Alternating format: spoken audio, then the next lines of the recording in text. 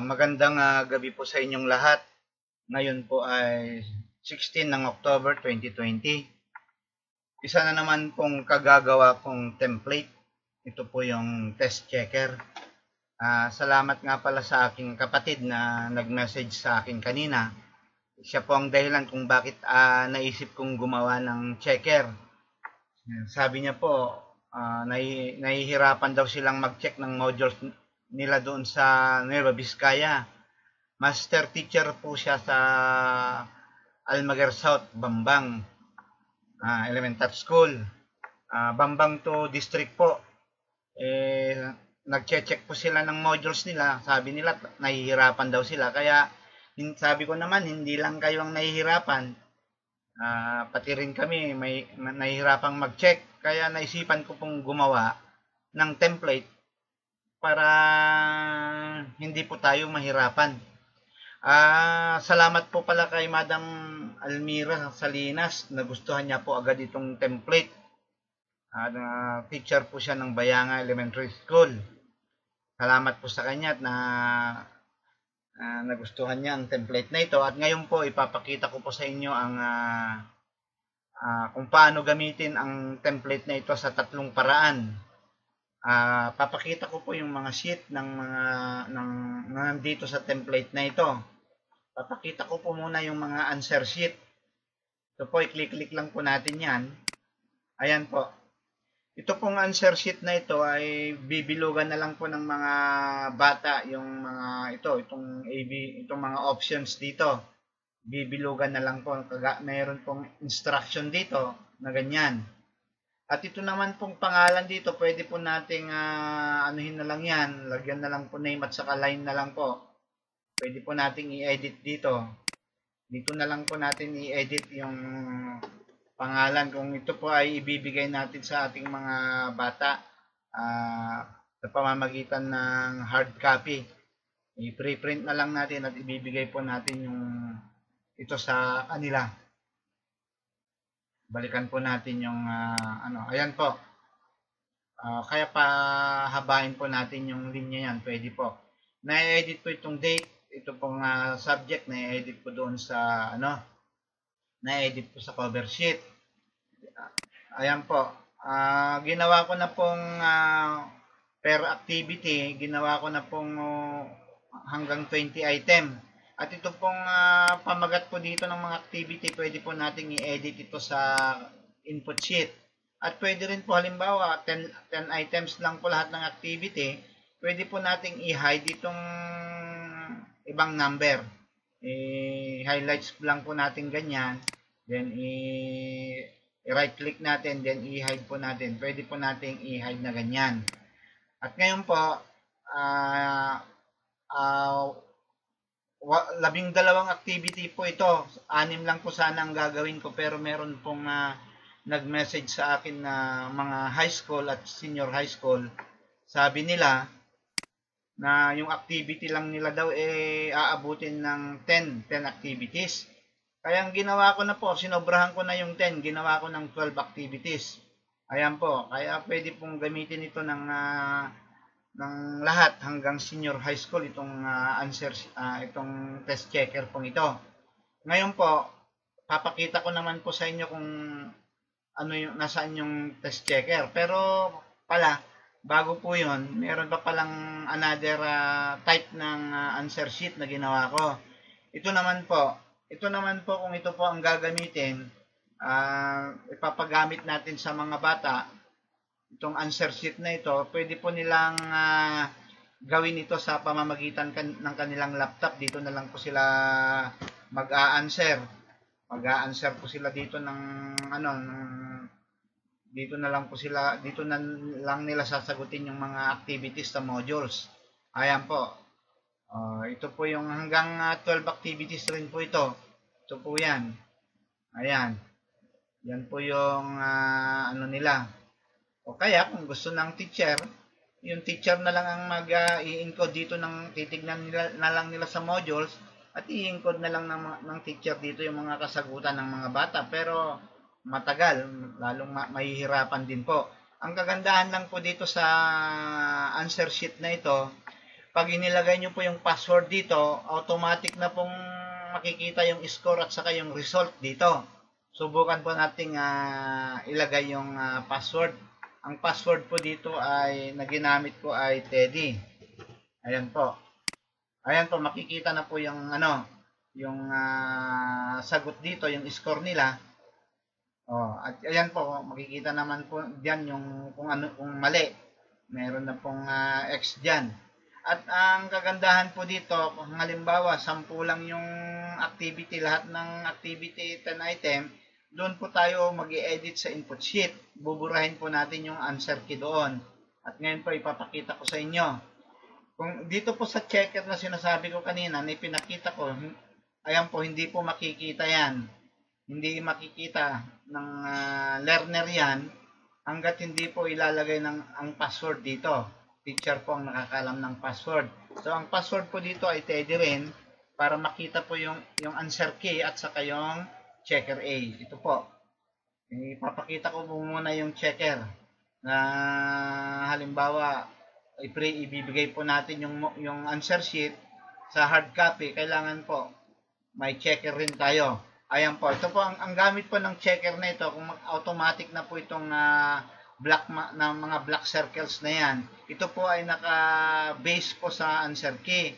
Kapag nagpalit po tayo ng halimbawa yung number 1 na tamang sagot ay B, automatic po na mapupunta yung black circle dito. Ito po, ang gagawin lang po natin, i-preprint po natin ito sa board paper, sa long bond paper po kasi ito. Ikakat lang po natin itong number. Yung number, ikakat natin. At saka yung box po na may circle, ikakat po natin yan. Ikakat natin yan lahat ng mga may black. Pagkatapos, pag mag-check na po tayo, kukunin po natin yung mga answer sheet na submitted ng mga bata. Ipapatong na lang po natin itong checker na ito at bibilangin na lang po natin. Bibilangin na lang po natin yung black. Yan po, ganyan na lang po kadali, hindi na tayo mahihirapan. Makikita naman po natin dito kung ilan yung black kasi nakat na po natin yung checker. Ayan po, ito po ang gamit. Hindi lang po 6 na activities yan, hanggang 12 po. Ayan. Kung in case naman po na hindi natin ipapagamit ito, at ang ipapagamit natin sa mga bata ay itong dito na lang, kailangan po na huwag nating ilagay yung password dito para hindi po nila makita yung checker dito. Kasi pag nakabukas po ito, makikita na nila yung tamang sagot. Ngayon po, pumunta naman po tayo doon sa answer key. I-type lang po natin dito ang Teddy. Ayan po. Makikita na po natin itong answer key. Ngayon po, ang kagandahan po dito sa answer key na ito, pwede po na, hindi ko na po siya nilagyan ng protection, pwede po nating i-hide ito para in case po na ma-access ng mga bata, hindi nila makikita yung mga kasagutan dito.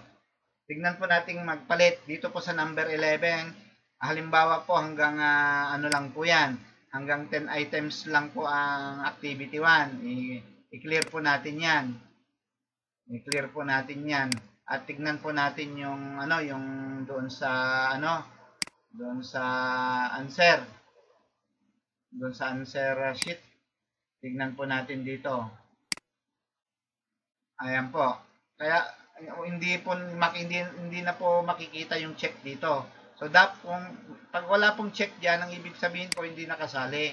Hindi na dapat na magsagot yung mga bata diyan. At ito po, pwede po nating i-hide. Ibigay po natin itong answer sheet. Kasi 10 items lang po ang lahat ng activity. I-highlight po natin yan. I-right click po natin. Then, pwede po nating i-hide para 10 items lang ang makita ng mga bata. Ayan. At dito lang po sila sasagot. At yan, hindi nila dapat alam yung password para hindi nila alam yung result. Ayan po. Kung halimbawa 5 activity lang yan, burahin po natin yung nasa input sheet. Okay, tingnan po natin itong kung magpapalit po nga. Dito po tayo sa activity 3. Subukan po nating ilagay dito tingnan po muna natin yung balikan po muna natin yung checker. Dito po tayo sa activity 3. ADA po ang ano diyan, ang tamang sagot. Tingnan po natin 'yan. Ayan po, naalis na po 'yang ano. Kasi po hanggang 10 item lang, hindi na po natin makikita dito yung ano, meaning hindi natin ikakat 'yan. Tingnan po natin dito sa activity 3, ano po 'yan, ADA. Ngayon po tingnan po natin. Subukan po nating magbago dun sa answer sheet kung mababago 'yon. Ayan po, gawin po nating B lahat ito. Itong 4. Ayan. Tapos tingnan po natin yung checker. Tingnan po natin yung checker. Sa activity. Ayan po. Nabago po. Automatic na pong mababago. Dito naman po para makita natin yung ano. Halimbawa, 8 activities pong ano natin. Ang modules natin. I-click lang po natin itong B. Ayan po. Makikita na po natin dito yung ano, yung checker. Ayan po yung checker. Then, yung answer sheet na ay answer key naman po, para sa B, i-click lang po natin ito. Ayan. Tingnan po natin itong 12. Gawin po nating C lahat yan. Ayan po, C. Tingnan po natin kung mababago po dun sa checker. Dito sa checker B tayo. Ayan po yung number 12 na bago po. Ito po ang gamit ng ano, ng checker na to na may answer sheet, may answer key, at pwede po nating i-hide itong answer key dito para hindi makita ng mga learners. I-click lang po natin itong 2, ipababa natin ganyan. Pero unahin po muna natin na i-hide muna itong ano, i-hide muna natin itong B. I-hide po muna natin yan. Then, hide. Naka-hide na po siya. Then, ilagyan po natin ng protection. Protect. 1, 2, 3. Okay. 1, 2, 3. Okay. Then, balik po tayo sa cover sheet. Punta ulit tayo dito. At i-hide po natin itong, ano, itong answer sheet na, ano, na activity 1 to activity 6. I-hide po natin ganyan. I-click po natin yung hide. Click po natin yung hide. Then, lagyan na naman po natin ng password na depende po kung anong gusto ninyong password na ilagay. Yung hindi po mahuhulaan ng mga bata. Then, bumalik po tayo dito sa, ano, dito sa cover sheet. Burahin po natin yan. Ayan po. Then ito pong ano, naka-ready na po ito. Dito po sa ano pa, dito pa sa answer sheet, kailangang mabura po yung password. Nabura na. Wala po dapat na password yan. Burahin po natin itong mga kasagutan na ito.